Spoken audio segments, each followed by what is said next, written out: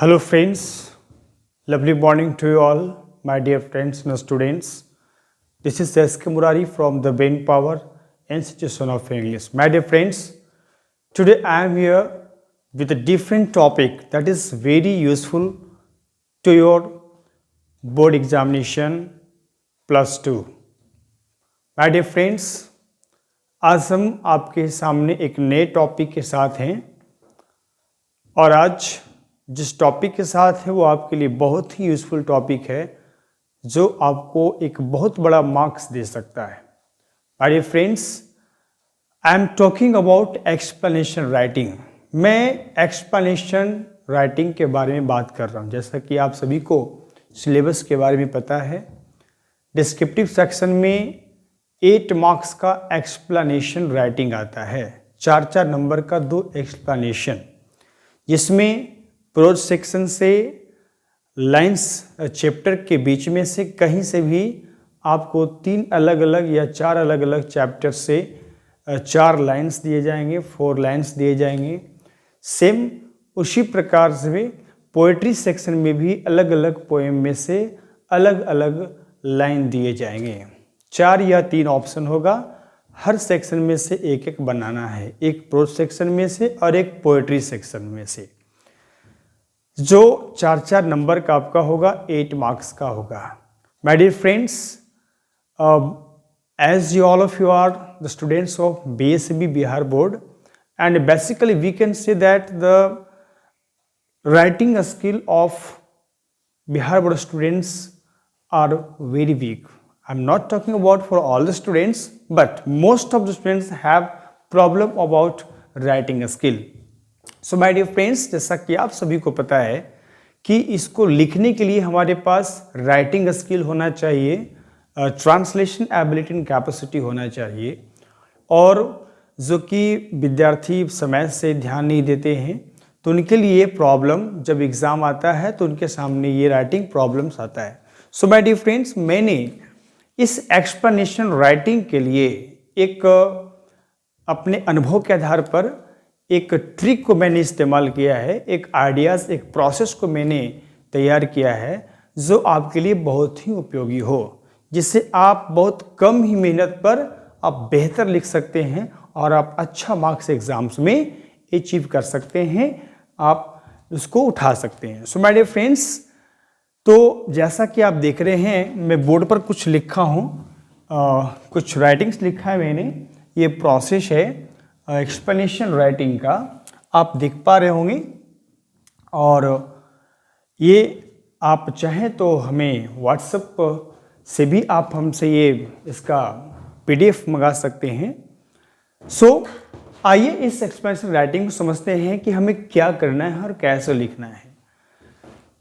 लिखा हुआ है, this lines have been taken from the poem blank space excellently been composed, sorry यहाँ पे कंपोज्ड है, composed by the poet blank space who is regarded as one of the most well known poets of the in bracket Indian English literature.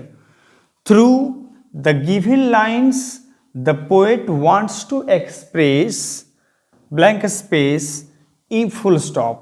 In the lines he or she says that ... To sum up, we can say that the given lines are illustrative of blank space. No doubt the poet has decorated the lines with his or her personal feelings and experience and fine blends of language skill, sorry skill छूट गया है, यहाँ पे skill होगा, language skill and literary device, literary device. So my dear friends, मैंने आपको इसे पढ़ करके सुना दिया ताकि आपको कन्फ्यूजन ना हो। आप इसे दोबारा फिर से सुन करके बढ़िया से देख करके इसको आपको नोट कर सकते हैं, क्योंकि ये आपके लिए बहुत ही यूजफुल है। आइए अब हम आपको इसके बारे में समझाते हैं कि क्या है और कैसे ये वर्क करता है। माय डियर फ्रेंड्स, आप पढ़ने के बाद इसे आप नहीं कह सकते हैं कि किसी भी पार्टिकुलर चैप्टर का और पार्टिकुलर लाइन का एक्सप्लेनेशन है।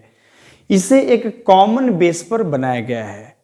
किसी भी डिस्क्रिप्टिव सेक्शन का, चाहे वो एक्सप्लेनेशन राइटिंग हो, चाहे वो समरी राइटिंग हो, चाहे वो एसे राइटिंग हो, सबका एक सिस्टम होता है और उसी सिस्टम पर हम सभी चैप्टर्स के सभी लाइन्स को लिखते हैं।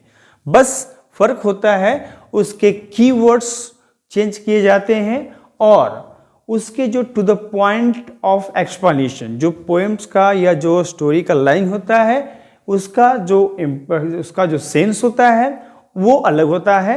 बाकी चीज़ें सेम होती है, ऑलमोस्ट सेम होती है।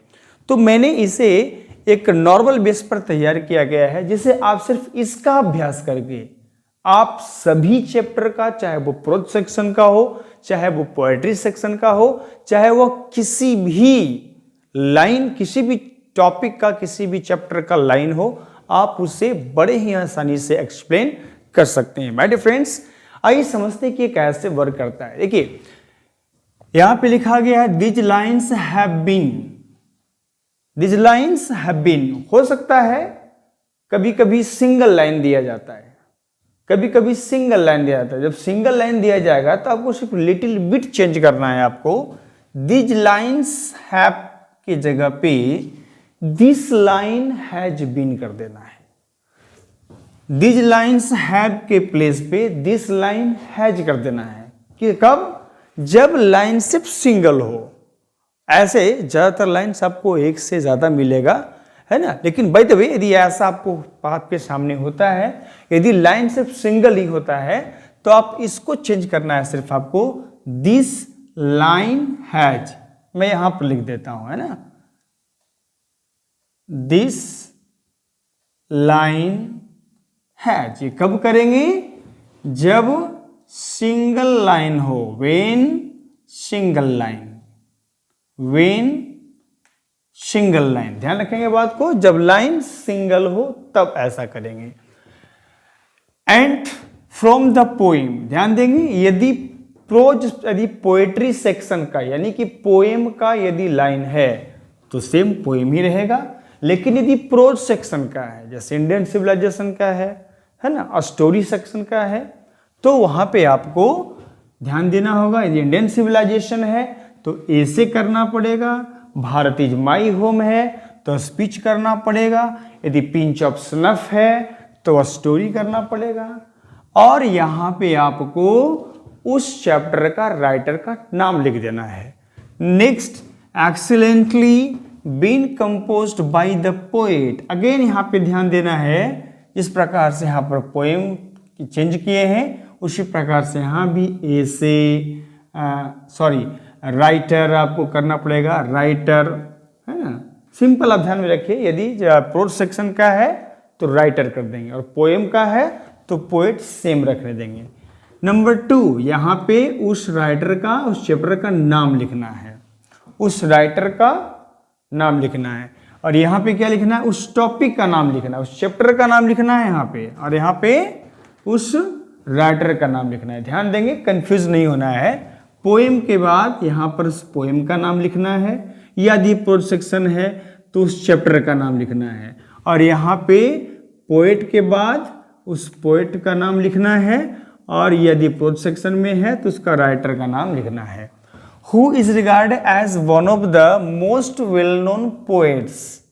सेम चेंज करेंगे, यदि पोएम है तो पोएट्स करेंगे, यानी यहाँ पर पोएट्स है तो पोएट्स ही रहेगा, और यदि राइटर्स है तो राइटर्स हो जाएगा। Of the, bracket of the के बाद ध्यान दीजिएगा, यहाँ पे मैंने ब्रैकेट में इंडियन को रखा है, इसलिए रखा है कि यदि राइटर इंडियन है, जैसे के एन दारूवाला, जैसे महात्मा गांधी, है ना, डॉक्टर जाकिर हुसैन, मनोहर माल गोंकर, तो हम ब्रैकेट को हटा देंगे।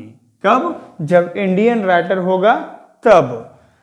इंग्लिश लिटरेचर, और जब नहीं होगा, है ना, ब्रैकेट हटा देंगे, इनको नहीं, ध्यान रखना है। यदि इंडियन राइटर्स होगा तो इंडियन को लिखेंगे, और नहीं होगा तो इसको हटा देंगे। The English literature through the given lines the poet poet है तो पोएट होगा, राइटर है तो राइटर हो जाएगा। Wants to express. नंबर 3, यहाँ पे ध्यान देने वाली बात है, यहाँ पे आपको वो चैप्टर का सेंस क्या कह रहा है, क्या मैसेज हमें मिल रहा है, क्या थीम उसका है। जैसे sweetest love I do not go में क्या थीम है, डीप लव, ट्रू लव, है ना।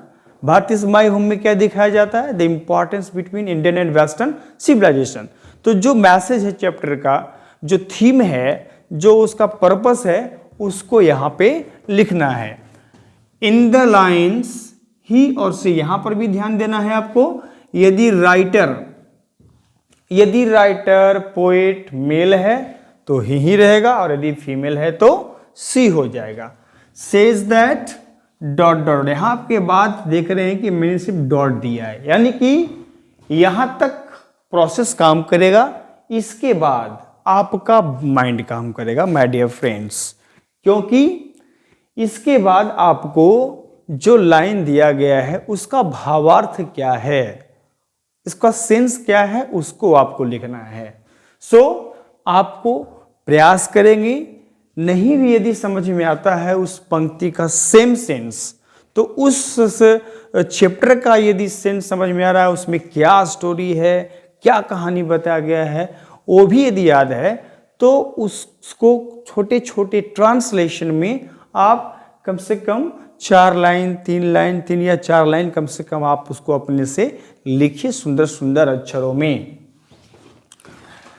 लिखने के बाद टू सम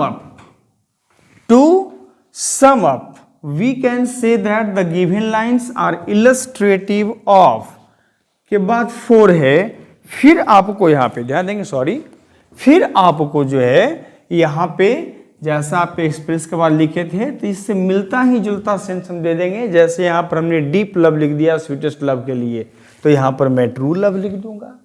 यदि यहाँ पर लिख दिया the importance of Indian civilisation and culture, तो यहाँ पर हम दे देंगे the different between Indian and western civilisation, या to awaken the young of India to the Indian civilisation culture, है ना। No doubt the poet has, यहां भी चेंज करना है आपको, पोएट होगा तो पोएट, राइटर होगा तो writer, has decorated the lines with, यहां ध्यान देना है, यदि मेल है तो हिज और फीमेल है तो her, personal feelings and experience and fine blends of language skill and literary device. कहां पे क्या चेंज करना है मैंने यहां पर हिंट्स में आपको मैंने दे दिया है। सो माय डियर फ्रेंड्स, आज मैं आपको एक नए टॉपिक के वीडियो मैंने आपको सामने शेयर किया है, और मुझे आशा है, उम्मीद है और बिल्कुल भरोसा है कि यदि आप इसका अभ्यास करते हैं तो आपका मेहनत कम और परेशानी खत्म, मेहनत कम और परेशानी खत्म, और नंबर भी मिलेगा दम, नंबर में भी मिलेगा दम। क्योंकि यदि आपने इस प्रकार से अभ्यास कर लिया, प्रयास कर लिया, तो निश्चित रूप से आपको बेहतर मार्क्स मिलेगा। हाँ, यहां पे एक सबसे बड़ा इंपॉर्टेंट चीज जो मैं अब आपको बताने जा रहा हूं। माय डियर फ्रेंड्स, आपको कम से कम लाइन को पहचानना पड़ेगा, क्योंकि यदि आप लाइन को नहीं पहचान पाएंगे तो फिर ये काम नहीं कर पाएगा। सो प्रयास करें लाइन को पहचानने के लिए, और अभी कम समय है तो टेक्स्ट पर विशेष फोकस करने से बेहतर होगा कि आप प्रीवियस ईयर्स के एग्जाम्स में जो भी एक्सप्लेनेशंस आए हैं उसका प्रैक्टिस करें, तो निश्चित रूप से आपका परीक्षा बेहतर जाएगा। एंड माय डियर फ्रेंड्स, आज के लिए इतना ही, और मैं फिर एक नए टॉपिक के साथ, एक नए यूजफुल टॉपिक के साथ मैं आपके सामने इस वीडियो क्लास के माध्यम से आऊँगा। और माय डियर फ्रेंड्स, मैं उम्मीद करता हूँ, आशा करता हूँ कि ये वीडियो आपको बहुत अच्छा लगा होगा, और यदि आपको बेहतर लगा, यदि मेरा आइडियाज़, मेरा प्रोसेस आपको बेहतर लगा, तो आप बिल्कुल आप कमेंट करें और आप अपना फीडबैक दें, और यदि किसी तरह का सजेशंस देना चाहते हैं तो बिल्कुल आप दें, आपका सजेशंस का मोस्ट वेलकम है माय डियर फ्रेंड्स। और यदि आपको यूज़फुल लगता है तो आप अपने सभी फ्रेंड्स के साथ शेयर भी करें, क्योंकि आप सभी का भविष्य का बात है और आप सभी का भविष्य बेहतर हो मैं कामना करता हूँ, ईश्वर से प्रार्थना करता हूँ। सो माय डियर फ्रेंड्स, आज के लिए बस इतना ही and wish you all the best. Thank you, have a nice day.